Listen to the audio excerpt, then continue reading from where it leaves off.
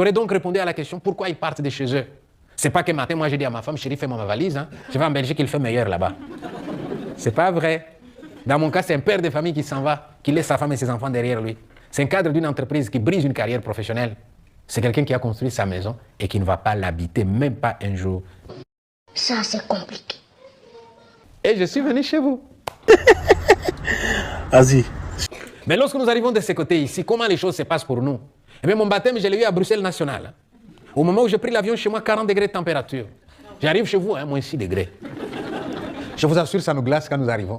On n'est pas toujours habillé en conséquence. Hein. Parfois, on est en sandales et en t-shirt. Je me souviens avoir vu un Africain qui avait la chance d'avoir son enfant. Et l'enfant qui grelottait de froid et qui demandait à son père, papa, c'est toujours comme ça ici?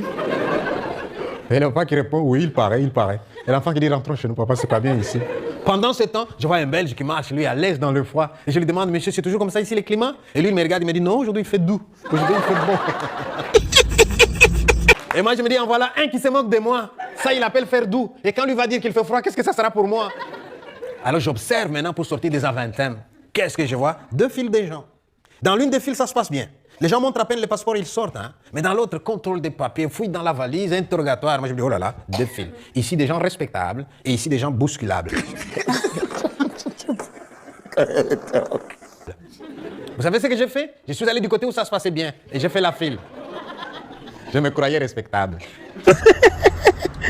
Vas-y. Et voilà quelqu'un qui vient vers moi. Monsieur, qu'est-ce que vous faites là? J'ai dit, j'ai fait la file, vous voyez bien? Il me dit, allez de l'autre côté. J'ai dit, non, hein. Vous avez vu comment on se bouscule là-bas? Et lui, il me dit, monsieur, vous vous êtes regardé? Et je me suis regardé. Et pour la première fois, je découvre que je suis noir. Un jour, dans une école, un élève m'a dit, monsieur, mais arrête d'exagérer. Pour la première fois, vous découvrez que vous êtes noir. Et avant, vous pensiez que vous étiez rouge? J'ai répondu, avant, je pensais que j'étais un homme, tout simplement. Je ne savais pas que j'étais un homme noir. Ma couleur, c'est dans votre regard que je la vois. Que dire? Mais je vous souhaite vous aussi de venir au Congo. Hein. Pendant que vous passez, je vois mon fils à la fenêtre. Hein. Papa, viens voir un blanc qui passe.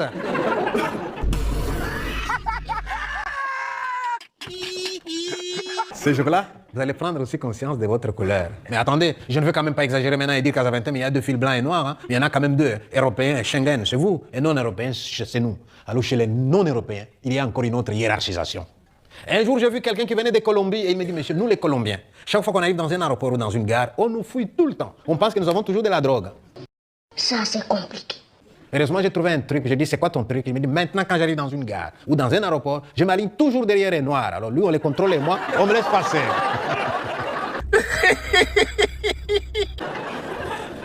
Et il dit, chaque fois qu'il a essayé, ça marche. Alors il continue.